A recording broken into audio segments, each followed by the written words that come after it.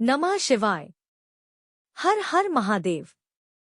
आप सभी श्रद्धालुओं का स्वागत है धर्मकम की बातें बीसीमा चैनल पर, जहां हर कथा होती है मन, आत्मा और जीवन को छूने वाली। सावन के इस पावन मास में जब दिशाएं शिवमय हो जाती हैं, भक्तजन जप तप और व्रत में लीन हो जाते हैं, तब एक प्रश्न हमारे मन में बार बार उठता है। क्या वास्तव में श्रावण मास सभी मासों में सर्वश्रेष्ठ है? आइए इसी रहस्य को जानने के लिए हम चलते हैं श्री स्कंद पुराण के उन पवित्र संवादों की ओर। शौनक मुनि का प्रश्न श्रद्धा से युक्त होकर। शौनक मुनि बोले, हे सूत जी, हे व्यास के परम शिष्य, आपके वाणी से निकलती हुई प्रत्येक कथा हमारे हृदय में दिव्यता भर देती है, परंतु आश्चर्य है कि जितना सुनते हैं उतना और सुनने की प्यास बढ़ती जाती है। आपने सूर्य के तुला, मकर और मेष राशि में होने वाले मासों कार्तिक, माघ और वैशाख का महात्म्य विस्तार से बताया, पर यदि इन सबसे भी श्रेष्ठ कोई मास हो तो कृपया उसका रहस्य भी हमें सुनाइए। सूत जी का उत्तर श्रद्धालुओं की पात्रता के साथ। सूत जी बोले, हे ऋषियों, आप सभी के मन में जो भक्ति है, जो जिज्ञासा है, वह ही एक सच्चे श्रोता की पहचान है।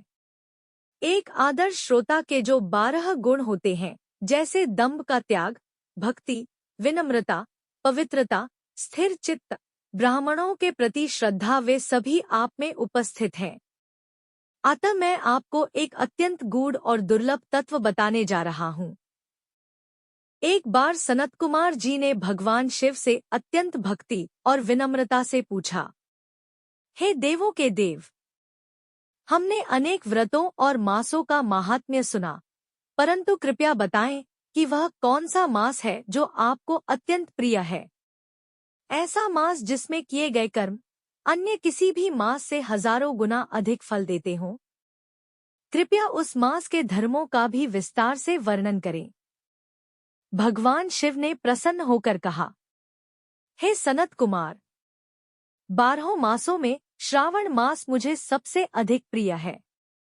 इसे श्रावण इसीलिए कहा गया है क्योंकि इसमें श्रवण नक्षत्र युक्त पूर्णिमा आती है और इसके श्रवण मात्र से ही यह सब सिद्धियां प्रदान करता है। इसकी निर्मलता आकाश जैसी है, इसलिए इसे नभा भी कहते हैं।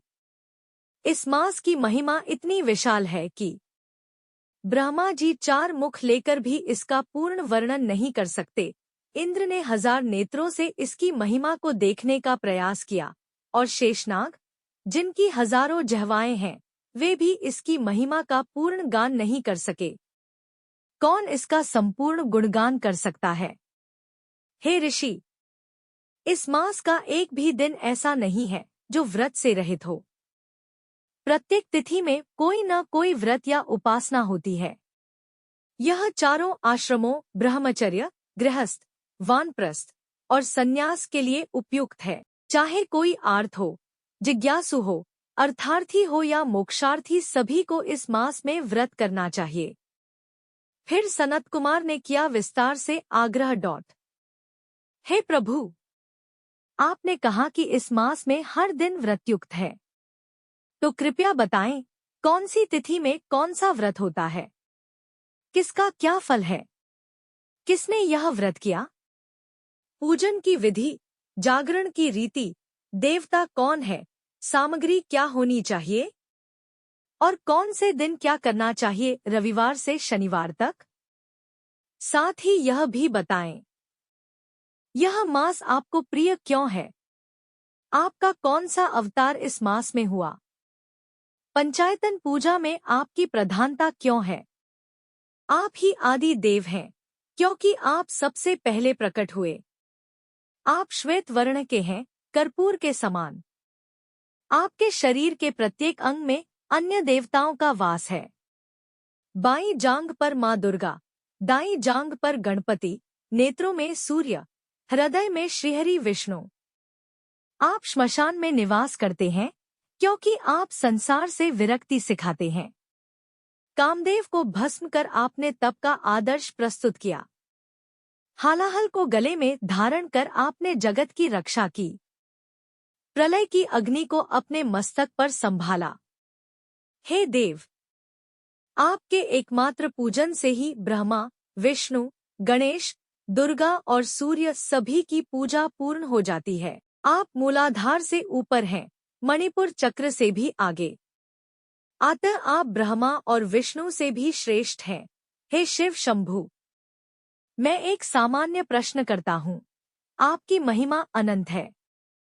कृपया मेरी जिज्ञासा को शांत करें और श्रावण मास की समस्त तिथियों, व्रतों और धर्मों का विस्तार से वर्णन करें। जो कुछ भी मेरी वाणी पूछ नहीं पाई, कृपा कर स्वयं कह दीजिए। इस प्रकार श्री स्कंद पुराण के अंतर्गत ईश्वर सनत कुमार संवाद में श्रावण मास महात्म्य का पहला अध्याय पूर्ण हुआ। परंतु हे मुनिवरों, श्रावण मास की महिमा यहीं तक सीमित नहीं है। शास्त्रों में यह भी वर्णन आता है कि इसी श्रावण मास में वह दिव्य घटना घटी थी जिसे समस्त ब्रह्मांड ने थरथराकर देखा, समुद्र मंथन। देवताओं और दैत्यों के द्वारा मथे गए क्षीर सागर से जब अमृत के साथ साथ भीषण विष कालकूट हलाहल प्रकट हुआ तो समस्त सृष्टि कांप उठी।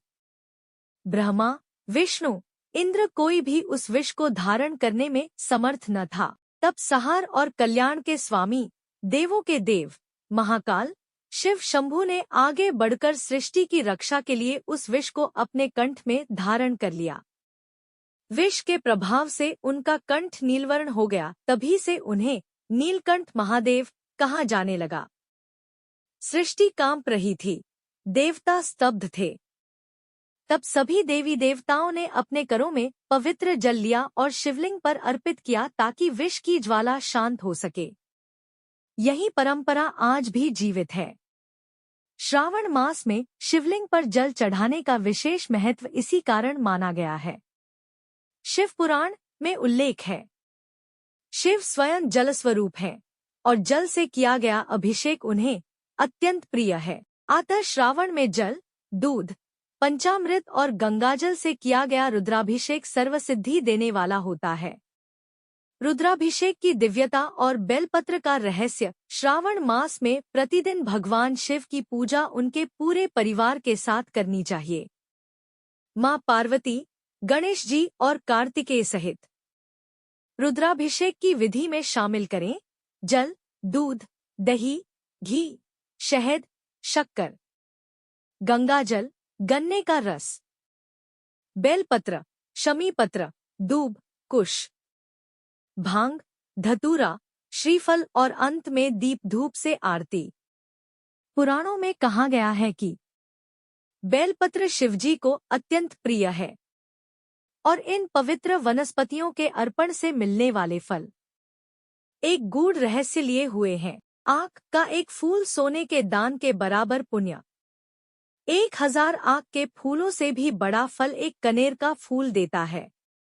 1000 कनेर से बढ़कर एक बेलपत्र। 1000 बेलपत्रों से अधिक पुण्य एक गूमा। 1000 गूमा से श्रेष्ठ एक चिचिड़ा। 1000 चिचिड़ा से भी बड़ा फल एक कुश का फूल।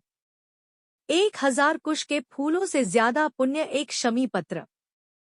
1000 शमी पत्रों से श्रेष्ठ एक नीलकमल। 1000 नीलकमल से महान एक धतूरा और 1000 धतूरों से भी अधिक पुण्यदायी है एक शमी का पुष्प। हे श्रोताओं, यह तुलना नहीं है, यह शिवभक्ति की गहराई का संकेत है। जो सच्चे मन से भोलेनाथ को जो कुछ भी अर्पित करता है वो हर अर्पण महादेव के लिए अमृत समान है। इसलिए हे भक्तों, श्रावण मास केवल एक कालखंड नहीं, यह शिवत्व का सजीव अनुभव है। यह वह मास है जब शिव स्वयं सबके द्वार पर खड़े रहते हैं, भक्त के जल को पीने, उसकी पीड़ा को हरने। जिस प्रकार भगवान शिव ने विष को पीकर सृष्टि की रक्षा की, ठीक उसी प्रकार श्रावण मास में श्रद्धा से अर्पित एक बूंद जल भी अनंत पापों का नाश कर देती है। तो आइए, इस मास में हम सब शिव भक्ति में डूब जाएं। रुद्राभिषेक करें, व्रत करें और उन सभी दिव्य बातों को जानें जो भगवान शिव स्वयं सनत कुमार को बता रहे हैं। अगले अध्याय में हम जानेंगे श्रावण मास के प्रत्येक दिन, प्रत्येक तिथि का विशेष व्रत, पूजन विधि और शिव के प्रिय दिन कौन से हैं। हर हर महादेव।